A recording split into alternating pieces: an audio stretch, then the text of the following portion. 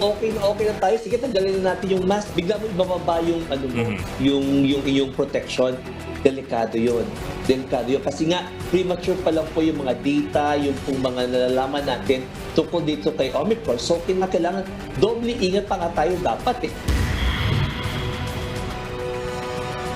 Nearly half of all hospitals in the Philippines have no new admissions of COVID-19 patients over the last 5 days. Meanwhile, the Department of Health continues the vaccine rollout, including for booster shots. But how will Filipinos maintain their protection from COVID-19? We will discuss in this episode of the Chiefs.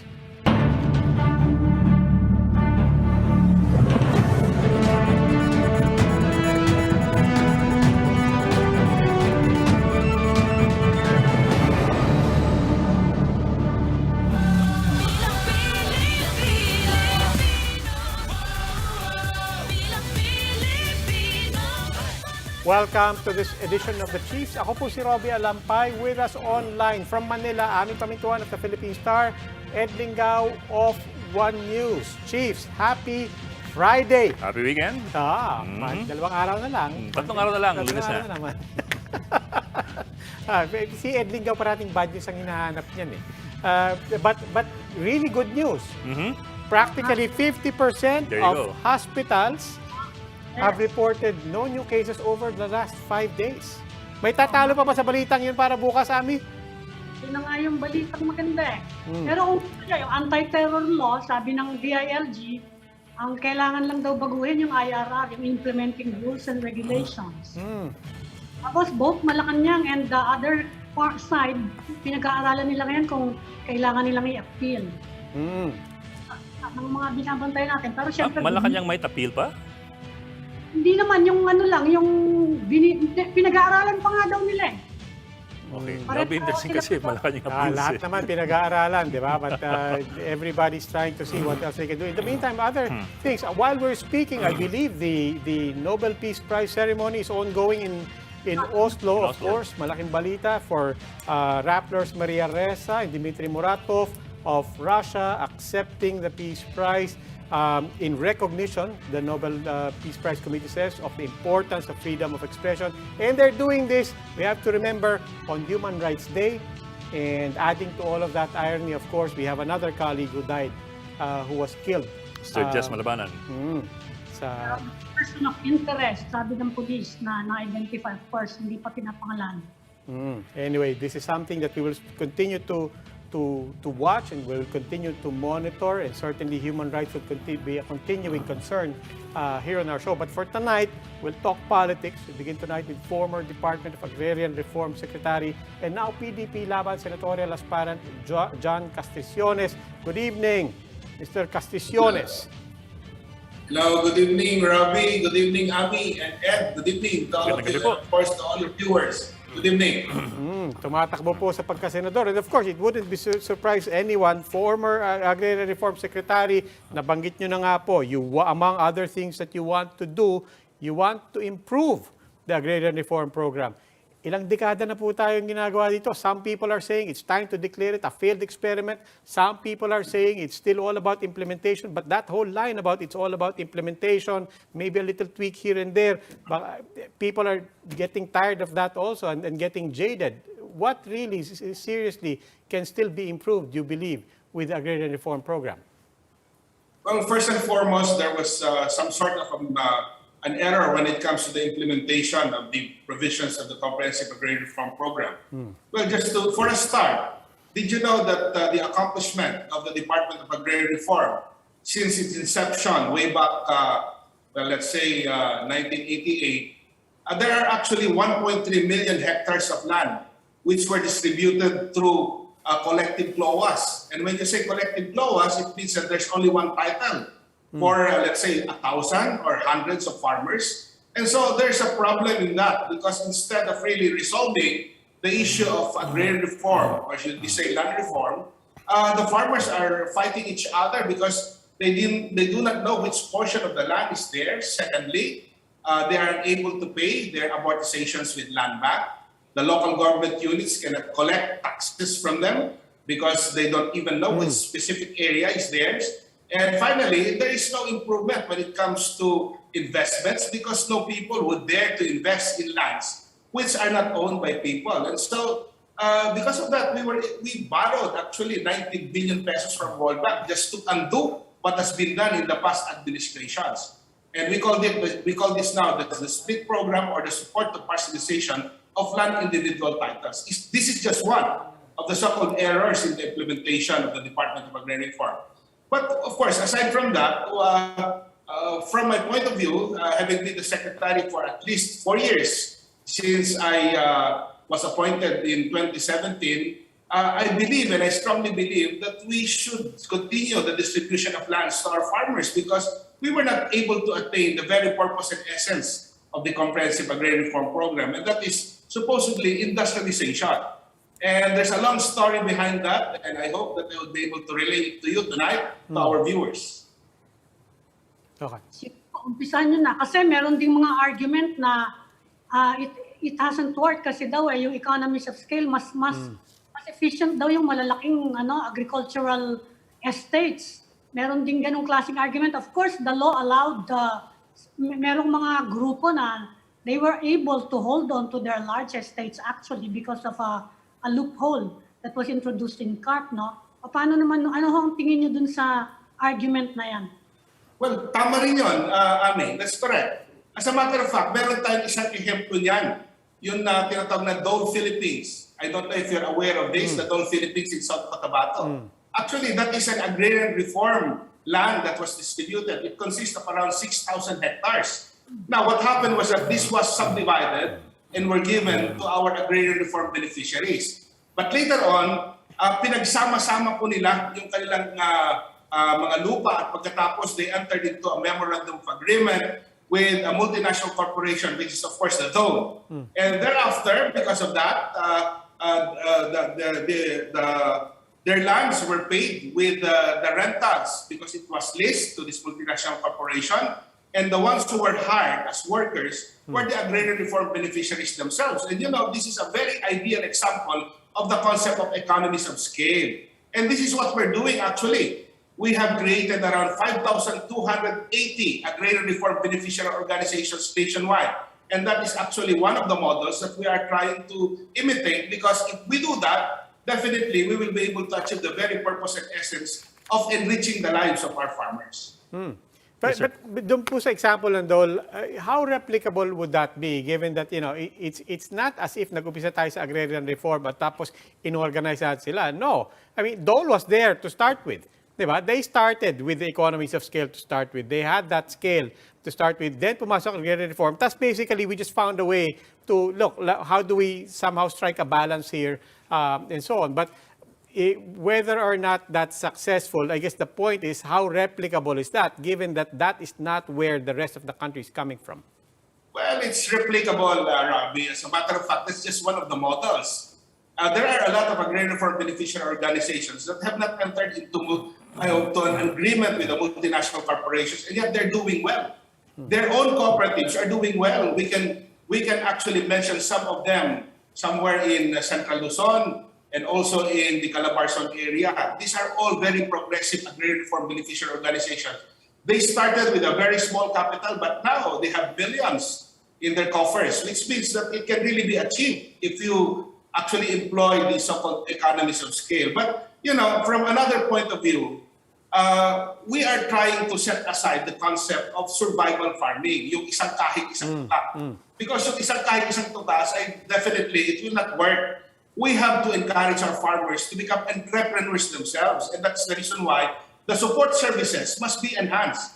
And that was actually the kind of support that I really gave to our farmers at the time when there was this so-called realization that we need the farmers to organize themselves, create cooperatives, and have to look at their profession as farmers as a way within which they would become entrepreneurs themselves. And it became successful. And that is the model that we are trying to promote nationwide. Yes, sir. Well, sir, so far, sir, we've been talking about the problems with beneficiaries and their sustainability. I'd like to focus on the other aspect, which is the problem with landowners and the refusal to have their lands put under agrarian reform. Around a decade ago, we were looking into that with the PCIJ, and significant paying numbers, at least a decade ago. I wonder now where we are as far as putting lands under land reform.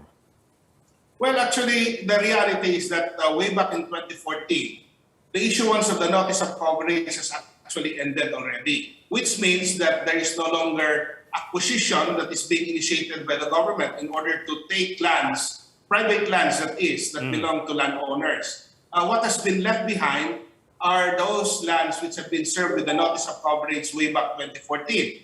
And as per our inventory, from the time that I stepped down as the Secretary of the Department of Agrarian Reform, we still have around 520,000 hectares of land, which are still distributable. But the problem here is that 300,000 hectares of these 520,000 hectares are problematic, meaning that there are pending cases right now which are still, that can be resolved and will still be resolved, and that 100,000 hectares here are actually with BARM, and another 100,000 hectares would be free for distribution. But, we are looking for ways within which we would be able to tap other sources of lands that can be distributed to our farmers. And one of it is the EO75 that has been signed by President Rodrigo Duterte, wherein idle government-owned lands can also be distributed to our farmers for free.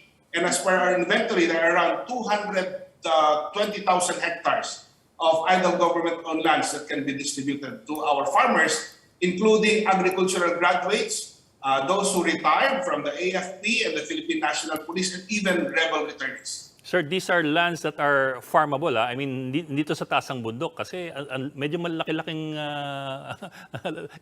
hectares yung pag-usapan ninyo eh. I'm wondering where those are eh. We only distribute agricultural lands. We do not distribute lands that are located in the mountains. Anything that is beyond 30 degrees in slope, definitely that cannot be distributed. Well, apart from land distribution, you have to make the farm viable, no?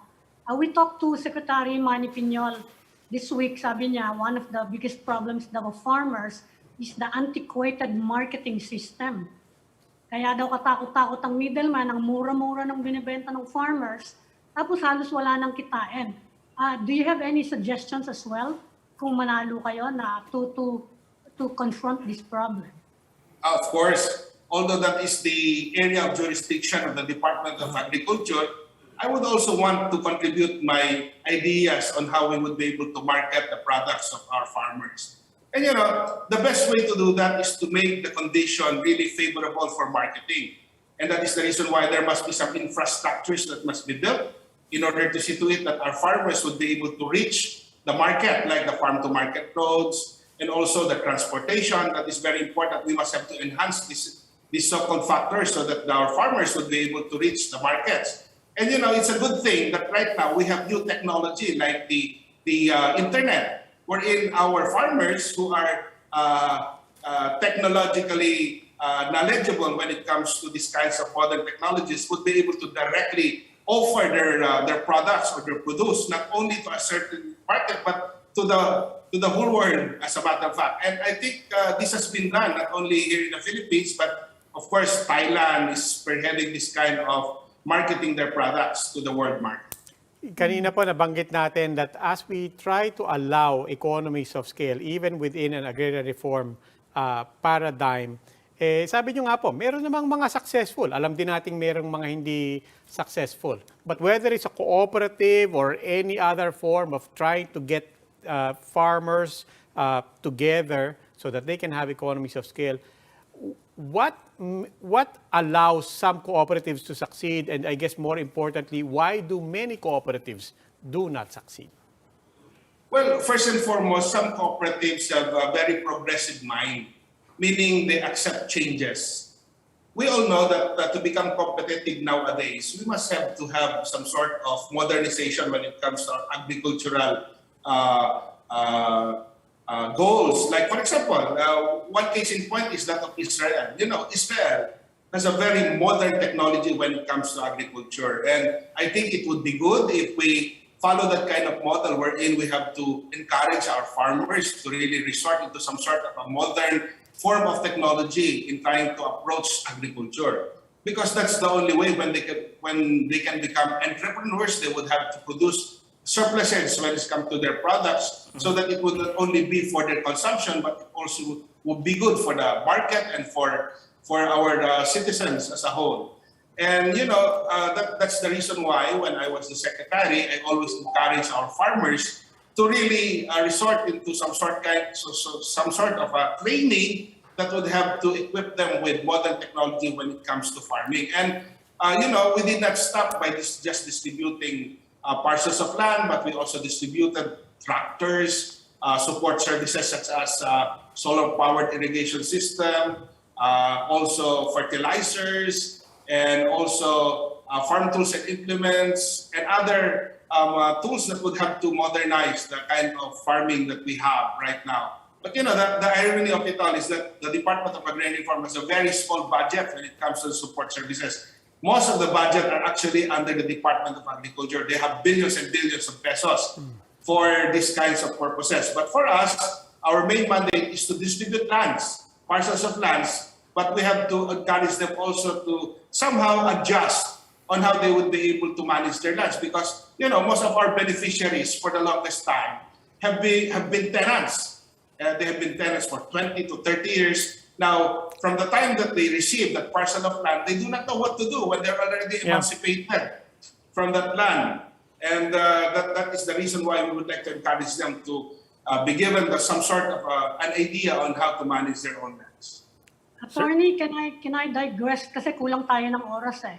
Can I digress to politics? You're quite active in PDP laban.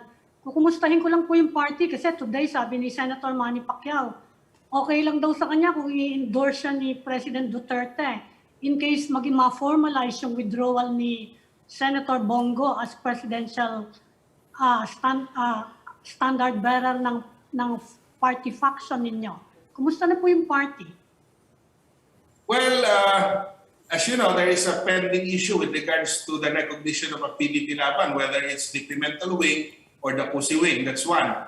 And secondly, there was an earlier pronouncement by Senator Bongo that he is withdrawing as our presidential standard bearer.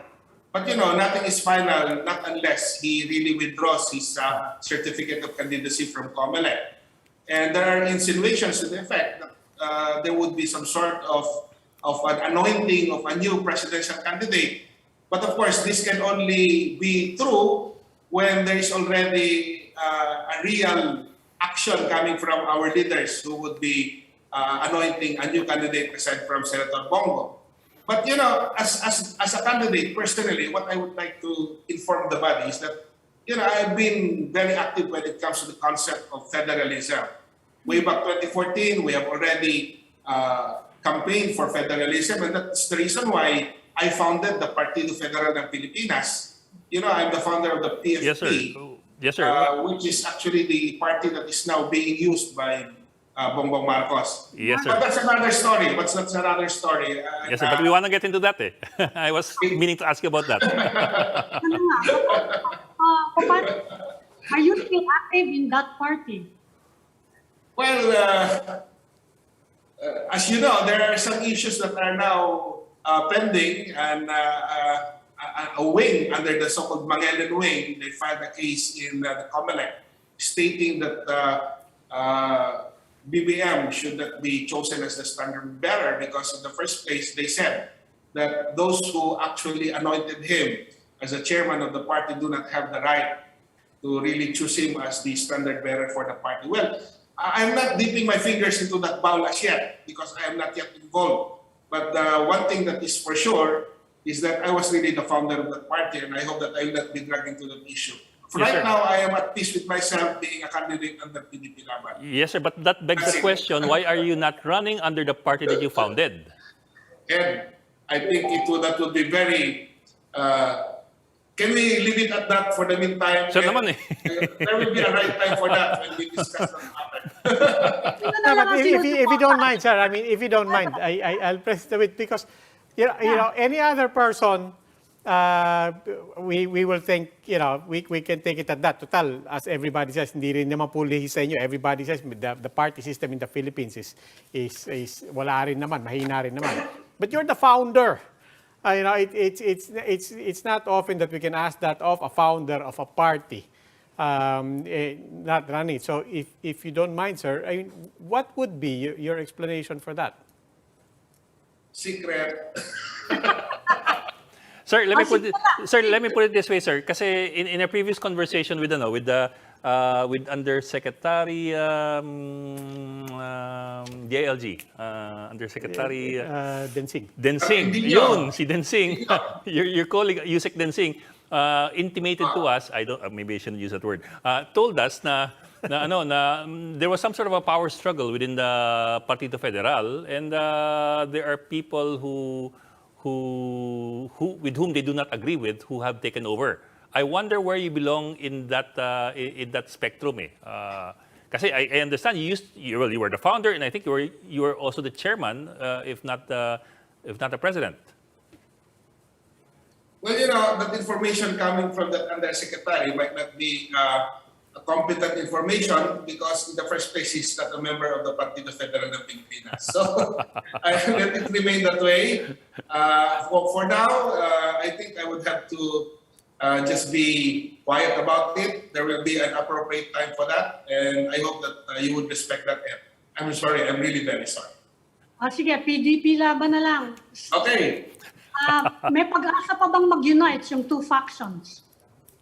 Consider Senator Pacquiao is saying na willing siyang magpa-endorse kay President Duterte. Well, there's a saying, there is no permanent friends, permanent enemies, di ba? Only permanent interests. So it might be possible. It might be possible. That is something that can be looked forward to. Because unity is very, very important when it comes to politics. Meron bang active overtures from the other camp, or are there active initiatives to get together again to unite? Not that I am aware of. Not that I'm aware of. But still, there is a pending case in COMELEC right now. And probably, if there would be initiative coming from both parties to really reconcile, I think that would be a welcome gesture. For as long as that they would submit themselves under the leadership of our wing. Yes, sir. Sir, may binitawan kasing mga salita si Attorney Panelo the other night that left us kind of discombobulated. Well, of course, sabi niya, quoting the president is going to endorse somebody for the presidency in the next few days. That much is clear daw. Pero dagdag ni Attorney Panelo, in all likelihood daw, it's not going to be a choice among those who have already filed their COCs for president. In other words, according to Secretary Panelo, but this is his version of things, the president may endorse somebody else who has not yet filed a COC, despite it being way past the deadline for the filing of COCs and substitutions. I'm wondering what we know of from the PDP Laban as far as that is concerned. Is that even an option, or is that just Attorney Panelo talking? Well, I don't know if that's legally feasible because the filing of the certificate of candidacy has already lapsed, and I don't know of any legal possibility that a person who has not filed his certificate of candidacy can become the standard bearer of a certain political party. But we leave it to Secretary Panelo, who is a legal giant and who knows a lot of legal remedies to this. But as far as I am concerned, I don't think that there is any way within which a certain candidate can still become a standard bearer when he has not filed the certificate of candidacy at all. So that only leaves the option, I suppose, of choosing among those who have already filed their COCs or substituted by November 15. Yeah, I suppose so. I think that's from my point of view, I think that should be that way. Yes, sir. Wala kayo na pag-uusapan sa partido kung sino yun. Wala pa. Alam mo naman doon ako patungo eh. Maraming controversies ang pinapalabas na dito. Sir, dagdagan pa natin. Ibabalik ko sa Partido Federal. Abubakar Manghelen, yung petition niya And he's claimed that he's still the chairman, and on that basis, on that stature, he's claiming that he has standing to challenge even the membership of Bongbong Marcos in Partido Federal, and on that basis, he's saying invalid ang certificate of candidacy ni Bongbong Marcos. Let's start with Mangelen. May katatayuan po ba siya sa Partido Federal?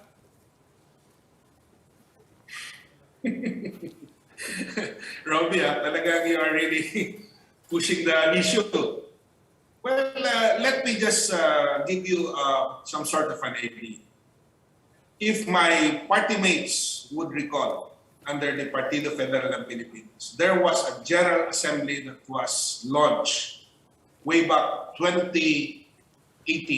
I think that was 2018. Wherein it was held in that assembly through the concurrence of all the members that I would be the president and the interim chairman at the same time, subject to the turning over of the chairmanship to President Rodrigo Roa Duterte. And there was an instruction to the effect that the Secretary General must register this resolution, which was approved by the General Assembly, to the COMELEC, but it was not followed. Okay, that's the only information that I can give right now, because as far as the General Assembly is concerned, that was never overruled. Okay. So, sir, you're saying, if I'm getting you correctly, and tell me if I'm getting this correctly, you're saying if that had been followed, then you would still be chairman and interim president of PFP? The president and the interim chairman. Interim. The president and the interim chairman. Yes, sir. That's what you're saying. Now, if the instruction had been followed, then you would still be the current president and interim chairman. The president and the interim chairman. Yeah. Okay, but because it was not executed, who's the chairman? Well, Recip Selector, it's already there. You know who. Okay. Sir, pinapahirapan mo naman kami. Sabay kamot si sir. Okay, sir. Well, sir, last na from me. And I hope you I hope unlakan mo ako dito. So tama ba the impression I'm getting na it was not a pleasant parting of ways, and there is disagreement as to the leadership of the Partido Federal, at least when you left? Well, definitely. There have been confusions there. Okay. So, sir, tama si Densing. Okay. Confusions. Because that was an opinion coming from a third party, not Yes, sir. involved in the party. Yes, sir. We understand, Those sir. are just... Sige. Anyway, naubusan po tayo ng oras, but former Agrarian Reform Secretary John Castriciones, sir, maraming salamat sir. po. We'll We have hope you to back have you again. again. And Yeah. now, alam nyo na po kung anong pag-uusapan. Yeah, sure. And I hope that you would also discuss about our 10-point agenda. Apa. This is very important. Apa. Sir, wala pang kampanya, sir. Babalik tayo dyan. Wala pa yung kampanya. Thank you, sir. Ingat po. Okay, thank you, Ed. Thank you, Ami and Robbie. Thank you so much for giving me this opportunity. Si Secretary Castriciones po running for the Senate under PDP Laban. Please stay with us. The Chiefs will be right back.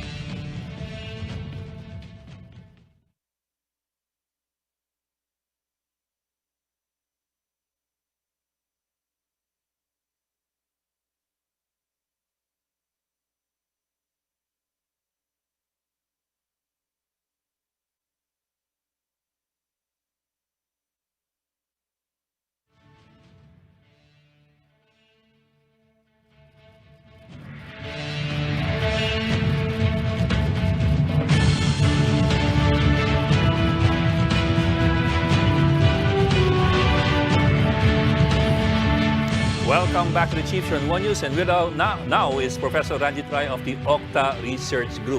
Good evening, Professor Rai, and welcome back to the Chiefs. Medyo long time no see. Welcome back. Yeah, good evening to everyone. I missed all of you. Oh, very good news kami this week, ha? So huwag babasagin. Tuloy-tuloy. Walang basagan ng trip ngayon. Yeah. Sige, sir. Yeah. Sir. Of course, sir, we will talk about COVID. Pero before we go to COVID, I'd like to sneak in a couple of questions sa politika kasi kagagaling namin sa politika eh. Yeah. I'd like you to put on your hat first as a political scientist. Sir, ang bito kasi ni Attorney Panelo the other night, the President is still going to endorse yung kanyang pambato sa pagkapangulo. Even though Bongo said he's not going to run anymore, and so on and on. My question to you is that, basically, does the president still have the clout to make an endorsement stick as far as the presidency is concerned? Considering na his daughter is already running for vice president under somebody else, and his own manok is not. Well, in terms of what we have as far as data is concerned, 50% of adult Filipinos actually see the endorsement of the president as positive. So that's from our Tugunang Masa survey. So that was the Q3, that was September. So the president is still widely approved and trusted, and he has endorsement power. Yes, has it waned? Yes, of course. Has his trust and approval ratings waned? Of course, yeah. There's so much controversy, and the context, the dynamics of politics has all changed, has had impact on his popularity and his performance ratings, and obviously in his endorsement. So to answer your question, yes, the president still has endorsement power and will probably still have until election day. Doesn't it say a lot about the endorsement power, na he keeps pitching for Senator Bongo, pero Bongo is languishing in the bottom. I'm sorry. Yeah. Well, we don't know. There's Ma'am Ami, there's a forthcoming survey. This December survey will be the survey of all surveys. This is going to be like the baseline for all the candidates. Now that we know who are running for certain, we will get more data. We don't know if you'll be continue to languish in this forthcoming survey. But what we do know from the data that it has been presented by other survey companies, the reputable ones like SWS and Pulse Asia, and also seen in our Octa Tugunang Masa's polls, is that Bongbong Marcos's trajectory is on the rise. And the last survey of SWS also shows that he has commanding lead. But it's very hard to speculate now until we have data. And so this December, almost all the survey firms are going to come out with their own. They're running their own surveys now as we speak, including our own, of course. But Professor Rai, is that the only reason why Bongo has not formally withdrawn his candidacy? I mean, kumbaga, you might as well wait for the surveys to come out. Yeah, I guess maybe he's also testing the waters. He's also looking at the survey results in December, and there is a political dynamic, as you have all observed, there are three groups. Bongbong Marcos's group, which is also seeking, by the way, the endorsement of the president, and of course the group of Isko Moreno, and of course Manny Pacquiao. So everybody is seeking his endorsement because the endorsement comes with it a baggage of resources, lots of resources. And also the network, of support, coalition of support that continues to be around the president until today. So everybody's supporting that, and I guess that was the play from the very start. All this moro, all this noise, was really dynamics towards defining who the president, or pressuring the president to take a side, and we don't know which side he's going to take. For now. I'll use this question to try to bridge the politics with COVID, and we'll segue to COVID that way. So far this week, really good news. 50% of hospitals not reporting any case over the past 5 days. Bumabagsak yung numbers, as you know. If we enter the Christmas season and January na talagang dire-diretso yung bagsak ng numbers, the economy opens up, everybody's coming out of a high from a good Christmas, a good and safe Christmas, and much more optimistic in January. How does that set the tone for the elections? Yeah, it sets a very good context, no, for the administration, no, and whoever the administration anoints as their anointed candidates, no, and for one, it will be a safe elections, no, election to participate in. We're hoping that will be the case. Of course, we don't know the situation with Omicron. If it does come in, it will have an impact, definitely. Although you're completely correct, Robbie, the country is at a low risk as far as Okta research ratings are concerned.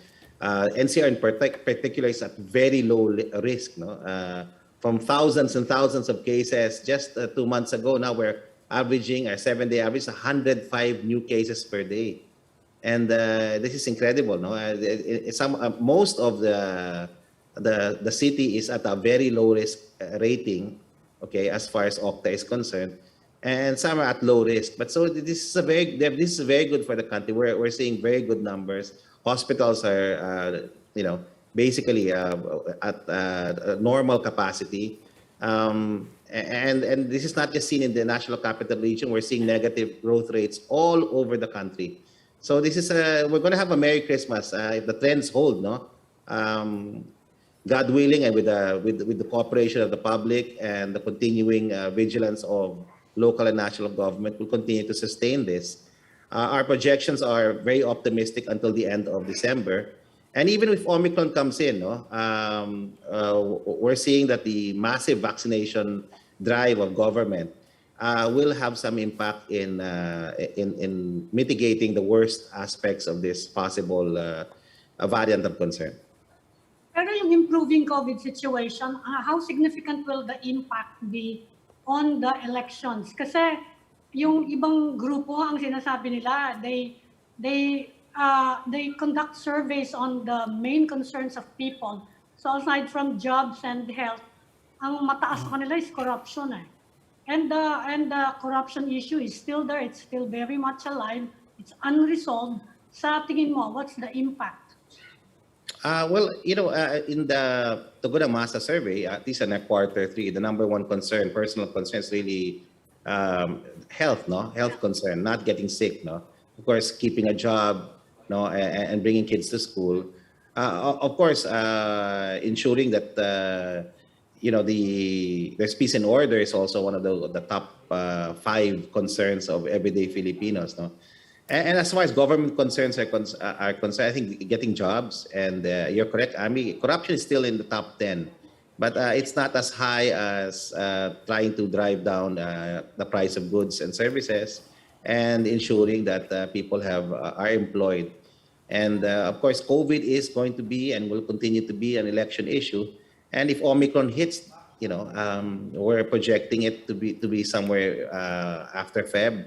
Yeah, towards end of Feb, March, it's possible. But as far as Professor David's team is concerned, even with Omicron, as long as we continue to vax to the max, no, and to continue to boost those who are vulnerable, we might be able to mitigate the worst aspects of this possible surge. Again, it's not certain; these are just projections. But if it will happen towards election time. So this has implications. That's why I think government is also cognizant of it, and that's why the national vaccination drive has been accelerated, and it's going to be repeated for the next few months. No? As far as the goal is concerned, we need to get 70% of the population vaccinated, and we're close to that now. So ano nang projection nyo? I mean, you talked about, we're expecting, what's the best and worst projections?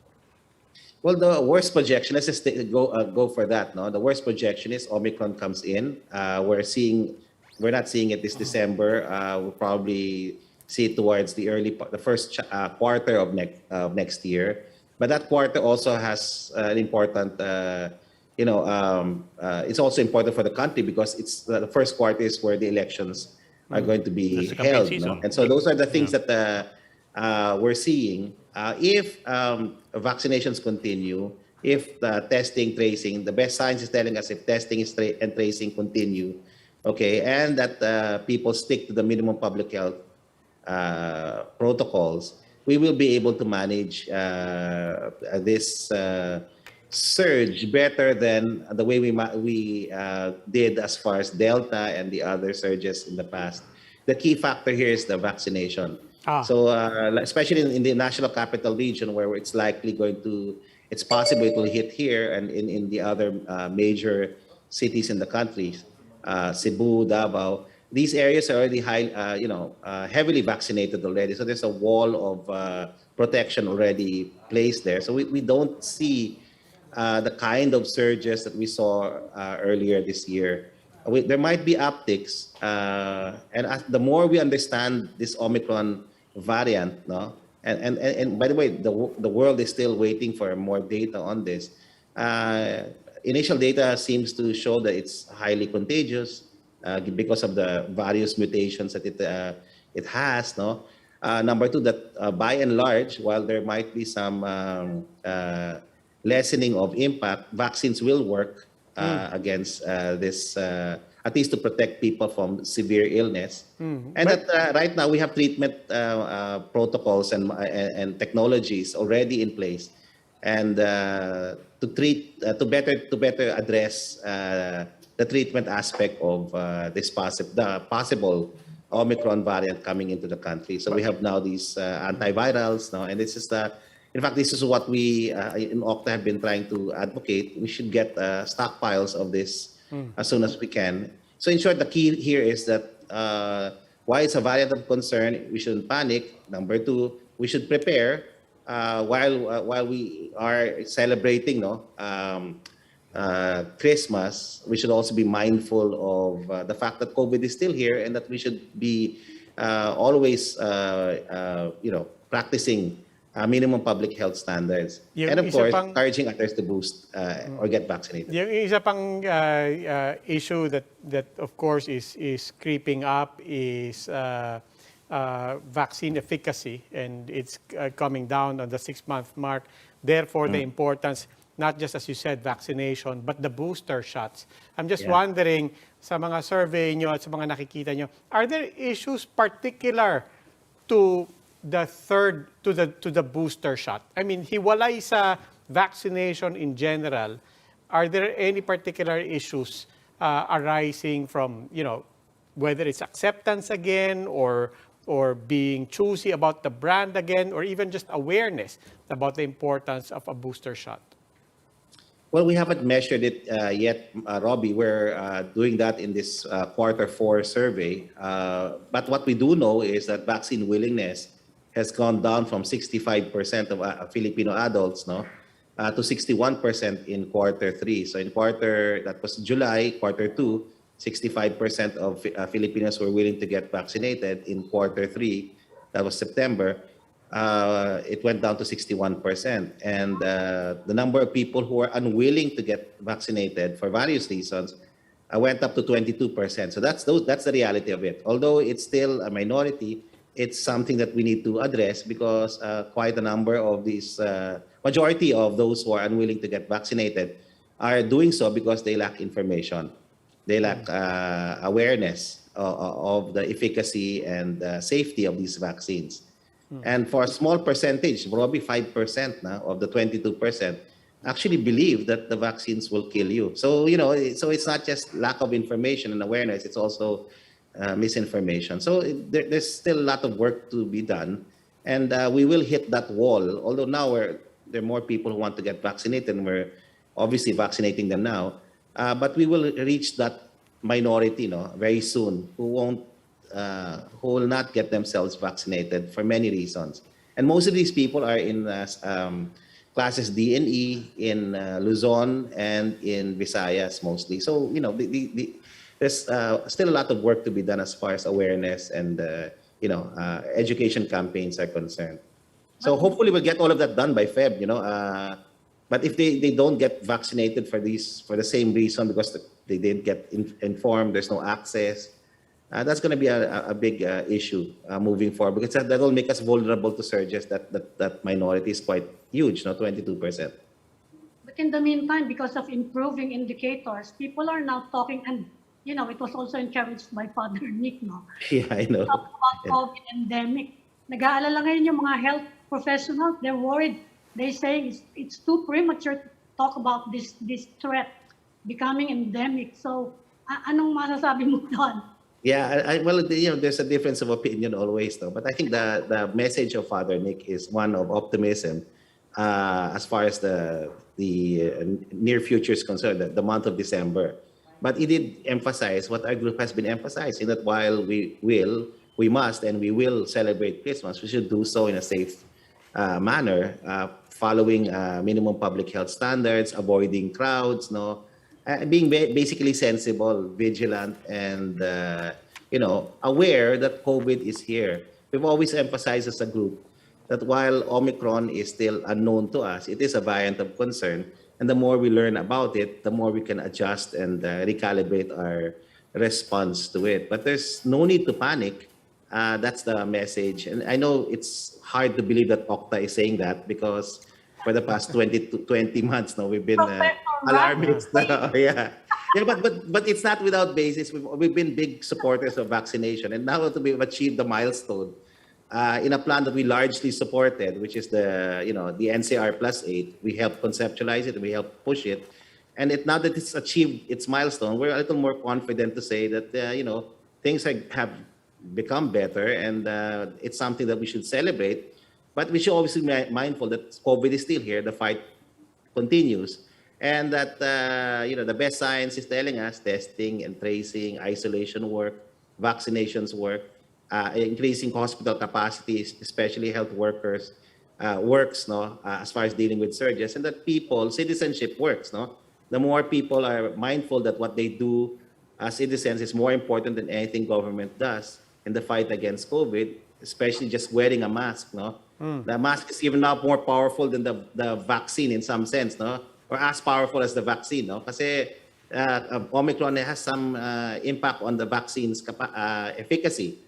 A little, but with a mask, that will give us, significant protection, and we have to live with this virus, and that's the reality of it. And I think we're in a good place now to at least celebrate Christmas, but also prepare for this Omicron variant coming in.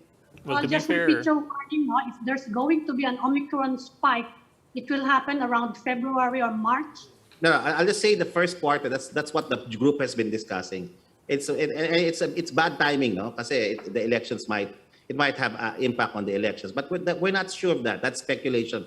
We're still looking at the data as far as WHO, the global researchers are concerned. What this Omicron variant truly is? Does it have impact on is it more what you call this fatal, than Delta? These elements we're still learning a lot about it. Now, if it's going to hit, what we're seeing is that it's possible it may not actually happen, but it might happen in the first quarter. So we all have to be prepared for it. So, and it just happens that the first quarter is also where we're going to hold our election. So, this is something we all need to be mindful about. And we have all the tools to fight Omicron anyway. So why not prepare for it? Not panic, but prepare for it. well, to be fair to Father Nick, he had very clear qualifiers din eh. Sabi niya that all depends on tuloy-tuloy ang vaccinations at ang boosters, and walang bagong malalang COVID mutation na dumating. Yeah, and that's the basic position of Okta. I mean, the projections we did this is almost 2 months ago we made this projection of a downward trend, and it was always premised on the idea that if we sustain this, things are going to be okay as long as there's no new variant.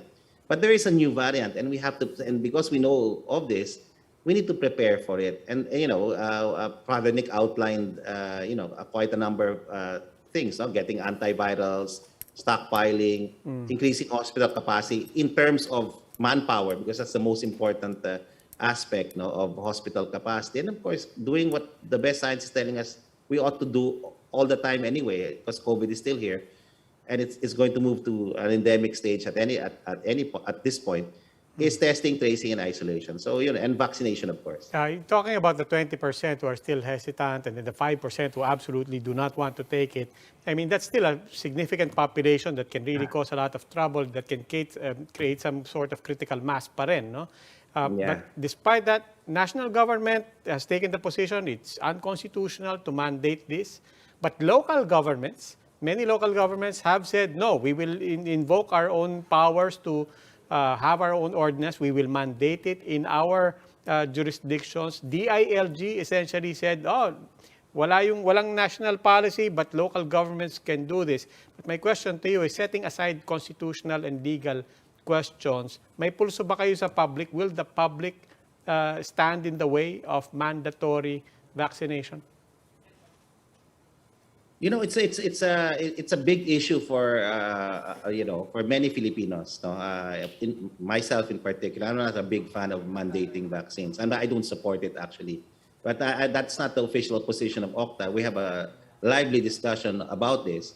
The consensus in our group is clear. No, we don't mandate, but we incentivize. No, we educate, we empower people to make choices about their health, no, and the choice of vaccines. Fortunately for us, now we have a huge stockpile of vaccines now, and people actually do have a choice. So we feel that at some point somebody is going to question this in the courts, and there's already a question being raised in the courts, no, and hopefully this will be settled. But OCTA has never supported mandating vaccinations. What we have supported is encouraging, educating. Ingat po, ingat. And that will be all for this edition of the Chiefs. We hope what was discussed here will keep the conversation going. Before we go, a reminder to our viewers, mask on, wash hands, stay safe, Philippines. Ako po si Robbie Alampay. I'm Mami Pamintuan of the Philippine Star. I'm Ed Lingao, and we are One News.